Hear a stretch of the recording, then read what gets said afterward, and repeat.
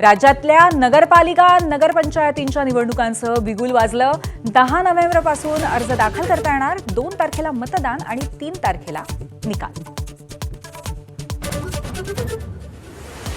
निवडणूक आयोगाची पत्रकार परिषद पाहून तळपायाची आग मस्तकात गेली। राज ठाकरेंचा घणाघात।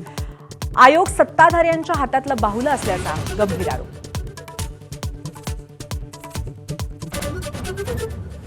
मोठ्या वादविवादानंतर अखेर महाविकास आघाडीच्या नेत्यांकडून नवी दिल्लीमध्ये केंद्रीय निवडणूक आयुक्तांची भेट। आधी मतदार याद्या शुद्ध कराव्यात, मगच निवडणुका घ्याव्यात, विरोधकांची मागणी आहे। फलटणच्या महिला डॉक्टर आत्महत्येनंतर रामराजेंविरुद्ध रणजित सिंग निंबाळकर वाद विकोपाला। पक्ष सोडावा लागला तरीही बेहत्तर, मात्र रणजित सिंगांबरोबर जाणार नाही, रामराजेंचा निर्वाणीचा इशारा।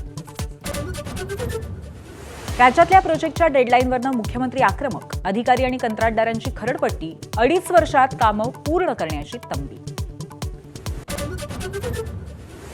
पार्थ पवारांपाठोपाठ अजित पवारांचे धाकटे पुत्र जय पवारही निवडणुकीच्या रिंगणात उतरण्याची चर्चा। बारामतीच्या नगराध्यक्षपदासाठी जय पवार नशीब आजवणार असल्याची शक्यता।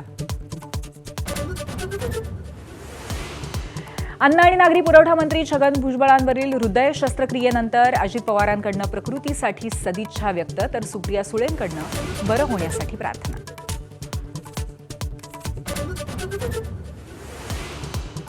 जुन्नरसहित अहिल्यानगरमधील बिबट्यांचं स्थलांतर करण्याच्या हालचाली। अन्य राज्य आणि वनतारामध्ये बिबट्यांचं स्थलांतर करणार, तर बिबट्यांच्या नसबंदीचेही प्रयत्न, मुख्यमंत्र्यांची माहिती।